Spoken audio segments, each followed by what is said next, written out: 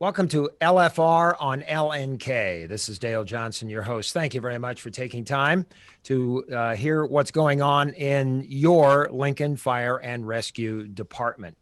Rarely do I ever have the opportunity to have two fire chiefs on at the same time. They have very similar titles. You recognize former Fire Chief Michael Despain. Dave Engler, Battalion Chief, is joining me here as well.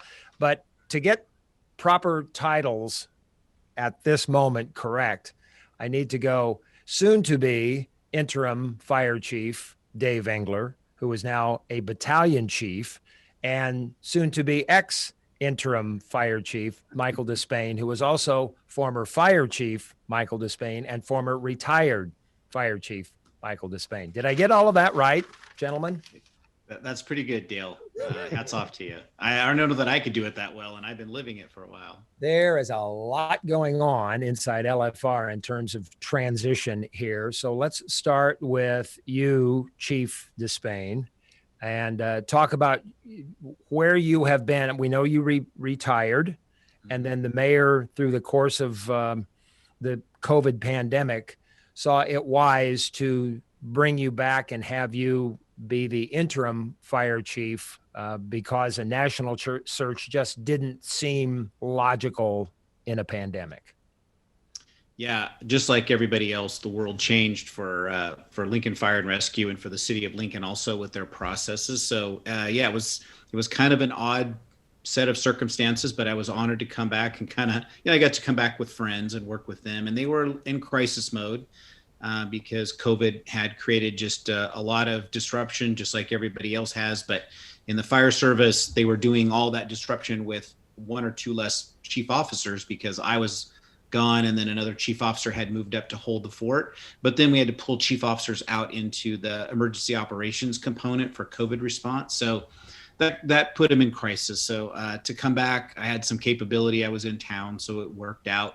But the plan was eventually to have it to turn the organization over to new and upcoming people, and so we're fortunate that as we went through this last process, again, COVID and some other issues slow us down. We have to kind of do things a little different than normal. But Chief Engler was competitive in the process, and so certainly qualified to step up and take over for a short time until they can finish up that process. I don't know how long that takes because we're dealing with different processes that we didn't deal with before. So an example would be, we like the mayor really wants stakeholder input into this process, but we have to be careful of the stakeholders. And then online has a little bit to do with security of the testing process. So anyway, long story short, Chief Engler was in a great position to step up and hold the fort. So he'll take over here. I'm not sure what date this will air, but November 30th would be my last day as the interim chief. And then Chief Engler will take over as the interim chief while they continue the process. Might be after the holidays, obviously. So this is going to take a little while, but we'll still be in contact with Dave, and I will still be in contact to kind of work through a couple of the bumps. And we've got a great relationship working forward. And so LFR is going to be in good hands. Dave, it's always a convenience for someone who is taking over position to have that person who is leaving the position by your side or close by to be able to learn from and ask questions to. And you have that opportunity with Chief Despain. Absolutely. And there's not a better chief to learn from. Chief Despain and I have worked together for years now, and he's been a great mentor, and he's just a great all-around teacher. So when he's an excellent fire chief, but he's also an excellent teacher. And he not only worked with me, but he worked with others here to bring us up to a higher level throughout his tenure here. So it's been great to work with him. And I always know that we'll be working together for years and years in different capacities. So that provides a lot of relief when you take over an organization like I am right now. Just knowing you've got people like Chief Despain to contact if there's something to talk about. The mayor made her announcement in late October at a time when you were battalion chief. We're into December now. You are the acting fire chief. I'm guessing you can't do both. No. The battalion chief role is it's more of a field type situation, although we do have battalion chiefs that are primarily doing office type duties.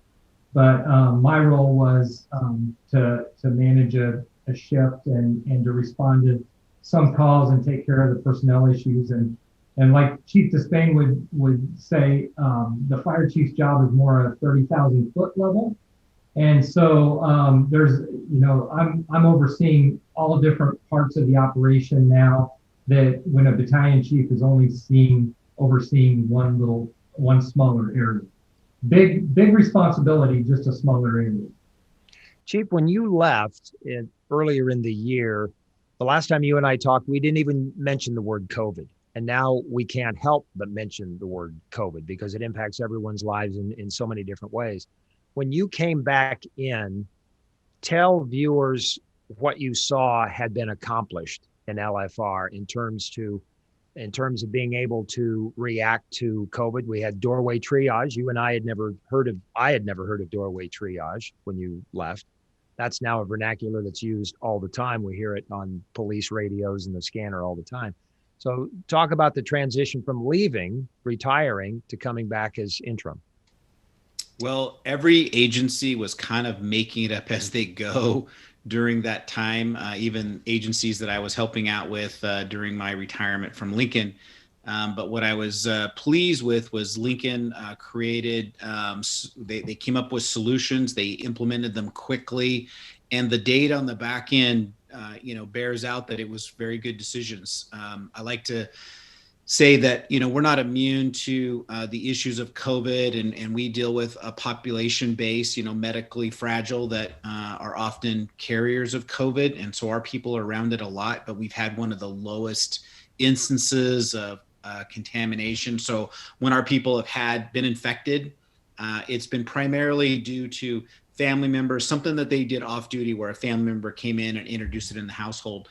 We don't know that we have any documented case where they caught it or were infected on duty.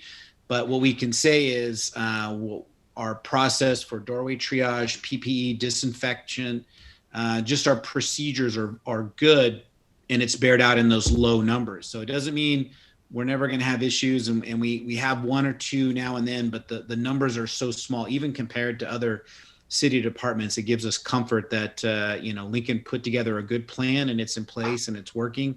And so when I came in, when we looked at that data, it was hats off to them for doing a good job and still providing good service, but not creating any undue hazard or risk.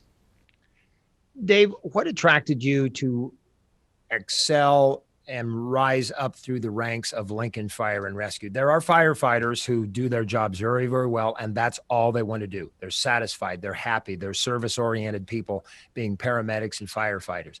There are some then that rise to the level of battalion chief, which you have accomplished. Now you put your name in as for the fire chief, and you were one of the finalists. What attracts you to that level? Well, I think I like the challenge, and I like the problem solving and dealing with the personnel and those various issues.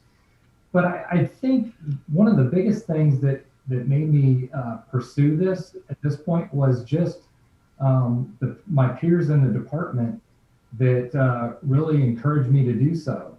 The first round of applications, I didn't apply at that time. The last time we did a fire chief search, we ended up with the best chief I could imagine, and so I kind of thought, hey, here's another opportunity to learn from someone great and that sort of thing. So I didn't apply, and several people told me they were disappointed in the fact that I didn't apply. And then they opened up, I think it was August 9th, they opened up another round. And at that point, I did apply because of the encouragement. But when you take that step, you're always going, okay, is this the right time and everything? But I felt it was the right time, and that was really just because of the confidence people had in me and the encouragement that I had, as well as the mentorship from Chief Despain that just led me to say, hey, I'm going to put my name in the hat, and if the mayor feels like I'm the guy to lead the department, then I'll take that responsibility on. Chief, let me just echo what Chief Engler just said, because I've been privileged to be able to go into the inner circles, so to speak, of LFR, and I've met some fantastic men and women, and it's a fraternity of sorts. It's a learning center of sorts.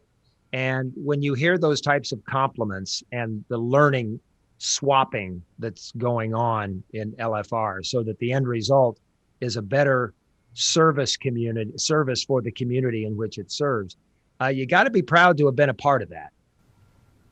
Absolutely. When I came in, there was this group of people that were really eager to move forward. We just had to put them in the right place and get out of their way and let them go.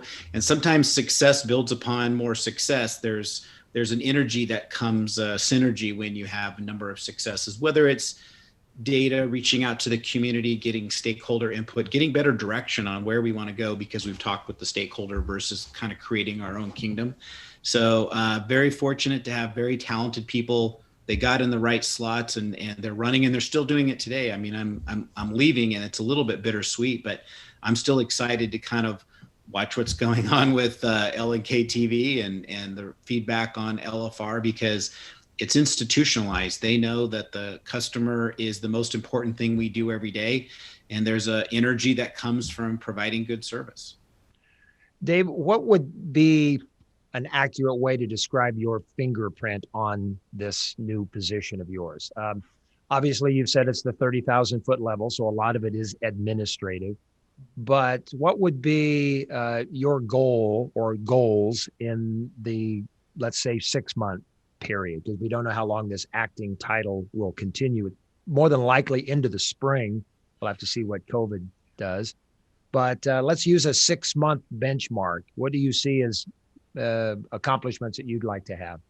Well, I think one of the initial things that we're really excited about is the implementation of the new computer-aided dispatch system, which I think is going to really change our response within the organization. And it's not just something you flip on. There's a lot of programming, and now we have a lot of capabilities that we can program into that, which is going to change some of the ways we respond and make us more efficient. So being involved in that process, getting that off the ground, and then of course we're always excited to hire the next generations of firefighters, and so we're going through that process. We've got a class now that's going to be headed out to the streets around February, and then hopefully another class coming on soon after that. But we're in the process of the hiring stages right now. And then really just, of course, we've got the budget coming up. And so a couple of the things we're going to be looking at is that strategic plan that we had internal and external stakeholder input. The chief led that charge. We've got a great strategic plan that we're going to be looking at. And with the computer-aided dispatch changes, with the personnel changes, and with all these other, with the budget, we're going to take a good look at that strategic plan and just continue on that process and continue to build on kind of the base that we built with that strategic plan. So for the next 6 months, that's really where we're going to be at. And then certainly one of my goals is to really, one of the things Chief Despain did a great job of is engaging the community. And although we've got COVID and it's going to be a little bit more of a challenge, I do want to reach out to the community and keep the community involvement and let them get to know me over that time period. So that's kind of what my goal is over the next 6 months. And we'll just see how that pans out as different things come our way. Chief, you were retired for what? A month? Couple of months? From here, there's no downtime for you. You have another fire department related responsibility waiting for you. Yeah, it's probably a consternation for my wife, but so my goal with retirement was maybe Lincoln Fire and Rescue is a great organization, but it's busy. It's a 50, 60-hour work week all the time, just to stay up with all the things that need to be done. And I don't want to say too much because I don't want to scare Dave and have him drop out of the process. But it is busy. And so kind of the goal was to not necessarily retire and sit in a rocking chair, but it was maybe just be involved in a few things that are maybe more like 30 hours a week or 40 hours a week or 20, somewhere in there. And so right after I left, I kind of got into the interim chief gig, and so I ended up working for an agency in California for a couple of months while they went through what we went through, and they got a chief in place. And then I came here as the interim chief, and now we're putting somebody in place. And so on December 1, I'll start with another agency back out in California for a couple of months to help them through their process. And then it may be, set in a rocking chair for a little bit, but we'll see. So it's always kind of fun. It's an adventure. Mm-hmm. Well, Chief Engler, congratulations on your responsibilities now that we are in the month of December.